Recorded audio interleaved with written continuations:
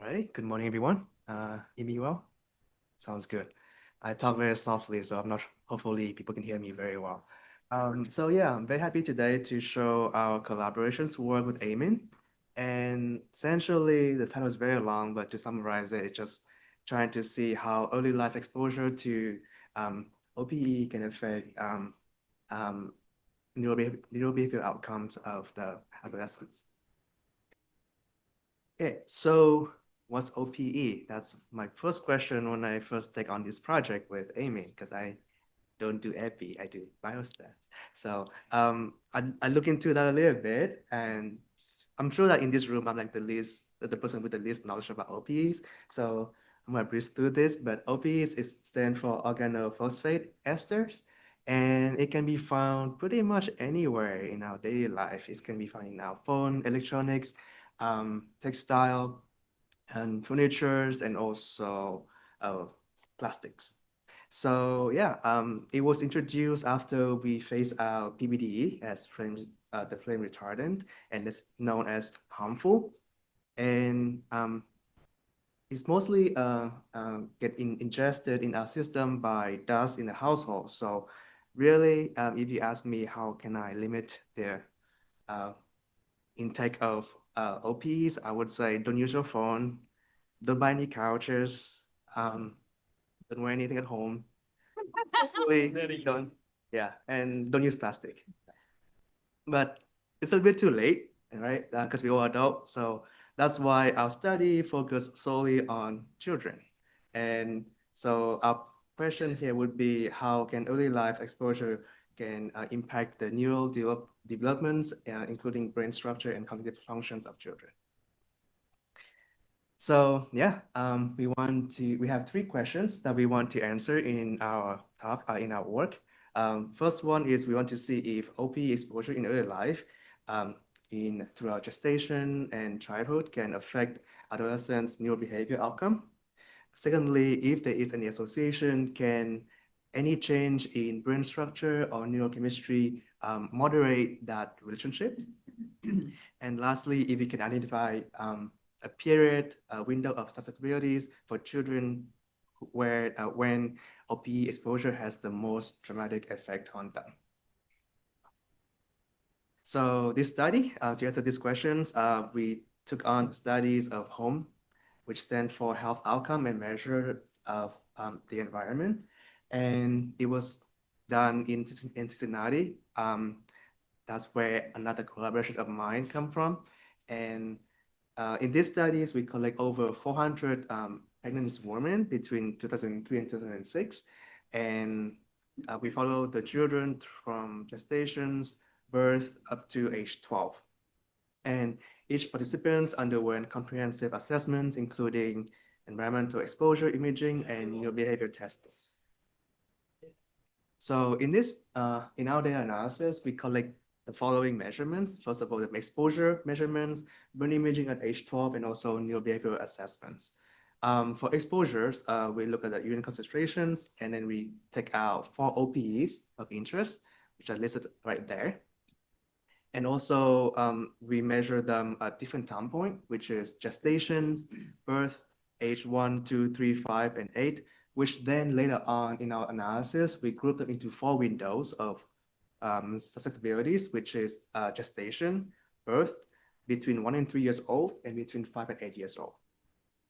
For brain imaging, we collect MRI data, and which mostly including cortical and subcortical volumes and thickness. MRI data, which is those neuro metabolite right there. And also we look at neurobehavioral assessment of memories, motor skills, executive functions, and behavior and emotional health. Okay, this is the slides that we spend the most time with, not because to create the slides, but mostly to analyze the data. So yeah, thanks to everyone in my team, where we come up with 3 main analysis approach for this data set. First of all is the multiple informant models. And that one is to evaluate individual OPE metabolite association with the outcomes across multiple windows. Other one is the quantity-based implementations. Essentially, you combine all the OPEs into one variables and find and assess the association with the outcomes. And based on those two models, we try to find the agreement between the results and use those agreement to perform the next step, which is the mediation analysis, to determine if change in brain structure or neurochemistry can mediate the exposure outcome relationship. Hopefully you can see this. Okay, that's good. Yeah, so this just summarizing pretty much the workflow that we have. We have two stages. The stage one is exploratories, where we perform multiple informant models and quantized G computation models. And then we compare them to find out results that agree between the two models. And then we go up to stage two, which is mediation analysis, where we have the brain morphometry features as the mediators to mediate the OPEs and the neurobehavior relationship. We also create something called another anatomical brain map just to see how OPE change in general in each brain region. And all of these results are shown, are created in a Shiny app, which if you are interested, we can always take a look at that. So results. First of all, look at the individual OPEs metabolite. We can see that the window between 5 to 8 years old have the most significant result. And also amongst the 40 significant result of 5 to 8 years window, BCEP on this slide right here, and this one right here, has the most significant result as well. And BCEP also have the most consistent result of okay. Oh, okay. That's why. Man. Sorry, a bit clunky. Yeah, so BCEP has the most significant result also across different window as well. And this this OPE is linked to change in brain cortical volumes and thickness, mostly decrease the volumes of and thickness of the brain. And particular is negatively associated with an area called pars triangularis. And that area is responsible for motor coordinations and is in part of the frontal cortex.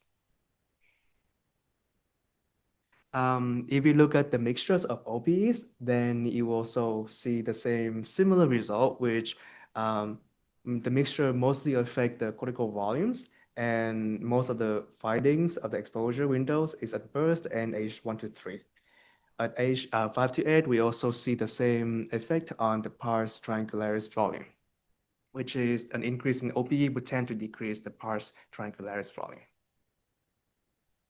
Cool. All right, so based on this finding result, we want to see how that affects the neurobehavioral outcome. And in this case, the increase in exposure to OPEs linked to impaired performance in motor skill.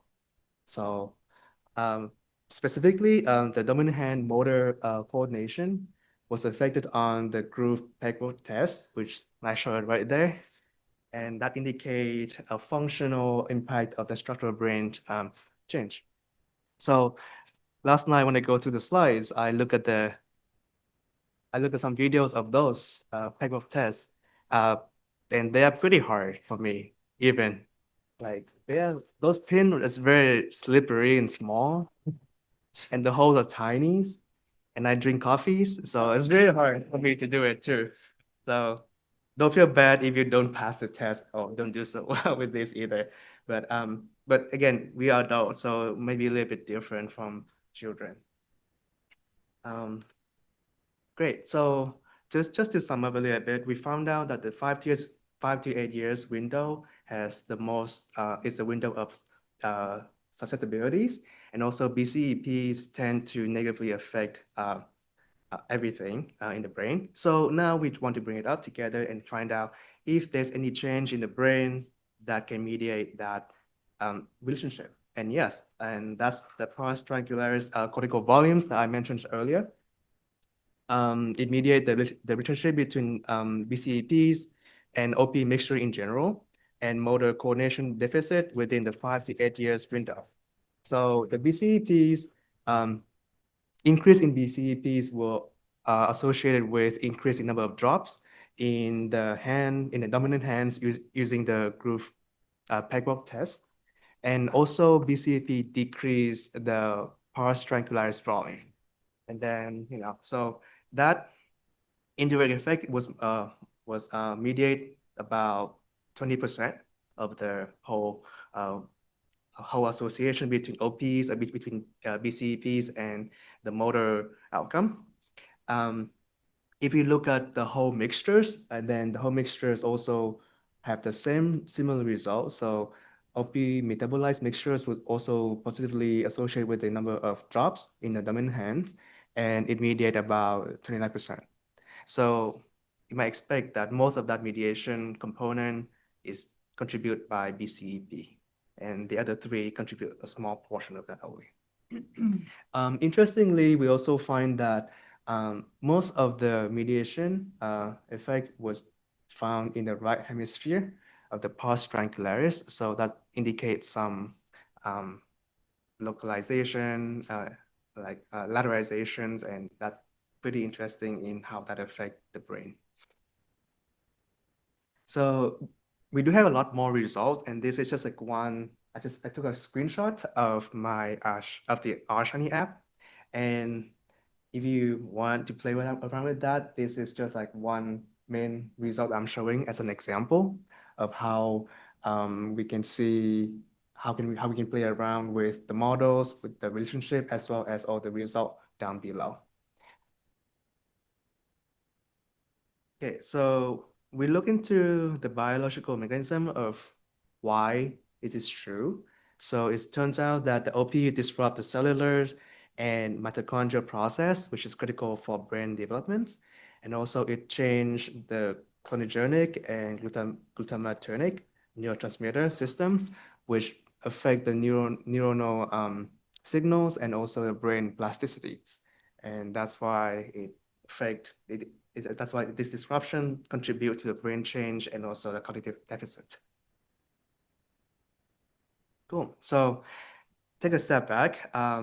We have a few strengths in our analysis here. We have a very extensive longitudinal data, comprehensive assessment, a different time point as well, and then we also have very rigorous way to process the data and analyze the data. As a statistician, we always complain about sample size. It's not enough. So I always have to bring it up because mostly in our data, it's a longitudinal data set. So sometimes we have missing data because of loss to follow up. So that is a part of real life. And if someone tell me that they have a perfect longitudinal data, I would just reject the paper. Other one would be the stage one of my analysis is just exploratory approach. So we did not adjust for any multiple comparisons. So it could be some issue with false positive finding here, but we were very careful in selecting the result, and we do the multiple adjustment anyway at the second stage, which is the mediation analysis. For neurochemical data, we only collect 6 of them, so it might not be the whole pictures of the brain. And also, if we have like a early neuroimaging data set, like, because in this case, we only have imaging done at age 12, but if we have like early imaging done, then we can also see how we can map out like how the brain change over time. Cool. So based on those limitations, right, the next thing we want to do would be to conduct a larger studies with diverse population to generalize findings, and also have more MRI and maybe fMRI data as well, and also develop have more imaging data instead of just one time point, and also explore socioeconomics and environmental modifiers in neurodevelopmental outcome.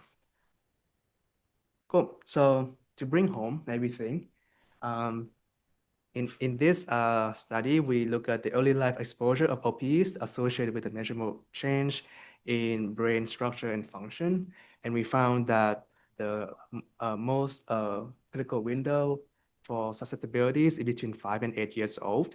And the structural brain change is which is like the pars triangularis mediate the effect between OPEs and the motor skills of children.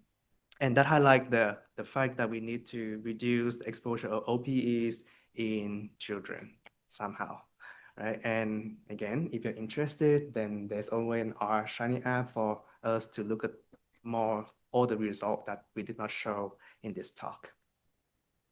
Oh, that's my favorite slides. I get to thank everyone who worked with me. So first of all, it's Amin.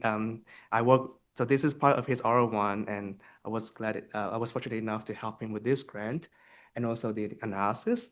So Kim, she's our collaborator from Cincinnati and who had all the data. Jang Ren, she was our data analyst. She did all the analysis. I was just supervising her, so it's really nice, and thanks to her. And also Jagadish, he was giving us a lot of useful insight for the data, and he's right there. So, and also the home study participants, thanks to them, we get all the data to play with. And also the funding, just don't defund us, please. Appreciate everything. Thank you.